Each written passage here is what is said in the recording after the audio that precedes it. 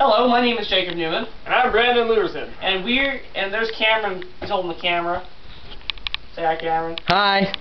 And Jason, who is not here, but will be for our next video. In 2 videos from now, actually. And we're going to show you how we built our brooder and how we're going to raise the chicks. This is a chronicling of our raising of chickens. Yeah, our experience, I concur.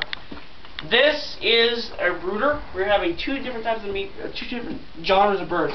Meat birds and egg layers. So this is the meat layer. The meat birds. Which we're only getting 15 of them, so we don't need too much room. Now, again, well, this is just a gigantic brooder. This is a gigantic brooder. You really won't need this much space unless you're doing what we're doing. And in fact, there's plenty more than enough room for what we're doing. This will actually accommodate 20 birds, but we're only putting 15 in there because that's all the meat birds we have. All you really need for a brooder is some sort of a box to keep them in. We built this out of just a box of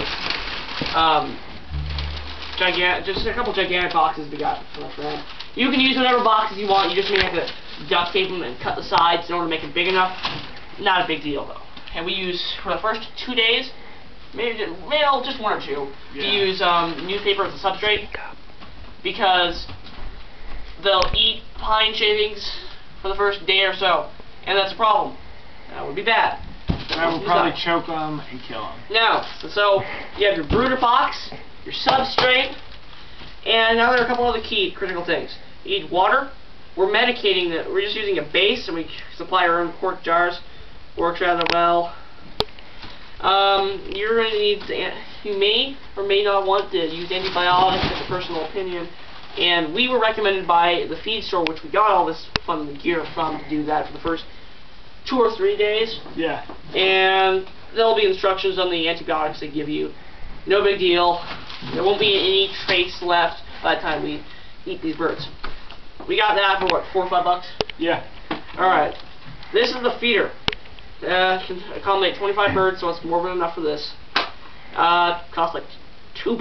Pretty cheap. Yeah, that's $2. And all you do in order to service it, once it's running low, is do this number. And just pour it in, and when you're done, snap them all back down, otherwise the chickens will mess with it. Now you also need a heat lamp. And that's what this baby is. You can get them at a feed store as well, or you can probably makeshift one. You may want to Google that or whatever.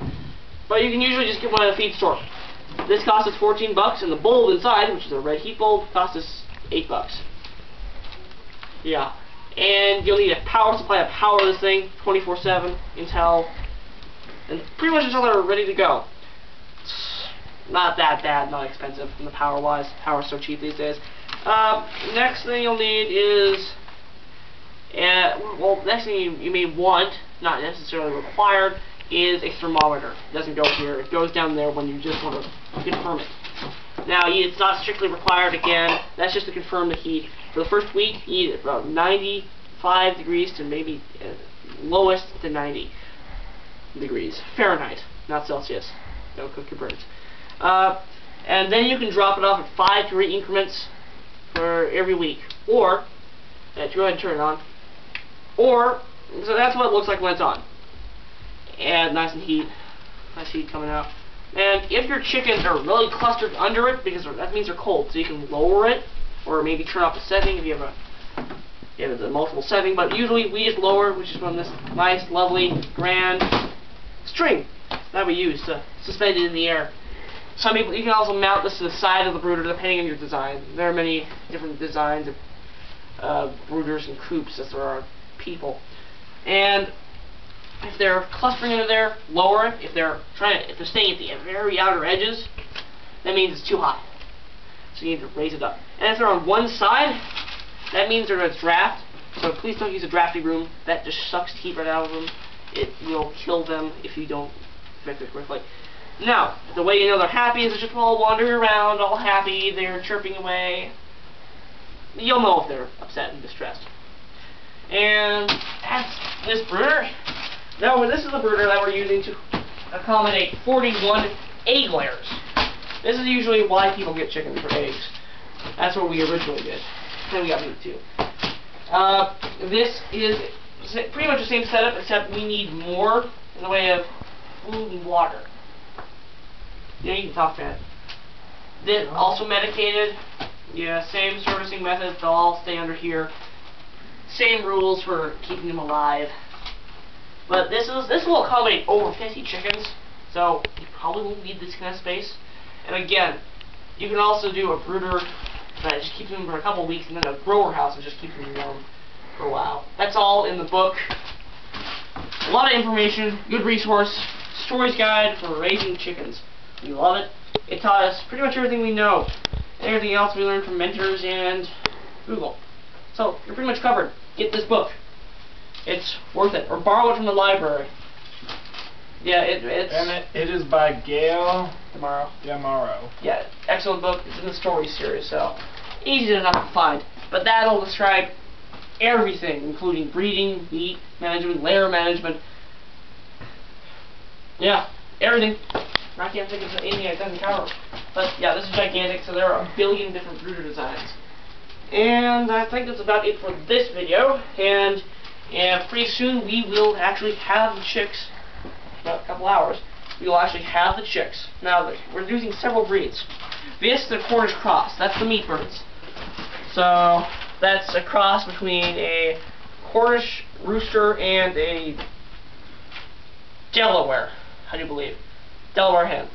But you don't need to worry about that too much. Now what we're using in here are Rhode Island Reds, which are amazing egg layers.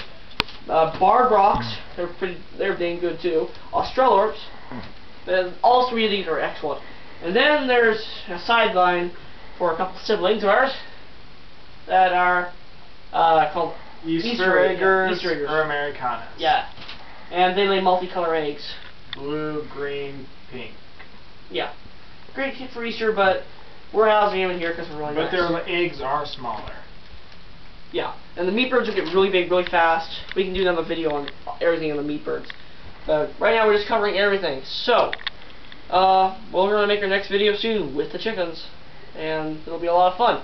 So, if you have any questions for brooder design or just any question whatsoever, you can email me at NEU4, number 4, letter U, DISCOVERIES@gmail.com. newforyoudiscoveries@gmail.com. Or you can just send me a message on YouTube. Take a pic, doesn't really matter. I'll get it either way. So I think that's it. Until next time, which will be about 2 hours. Yep. Bye.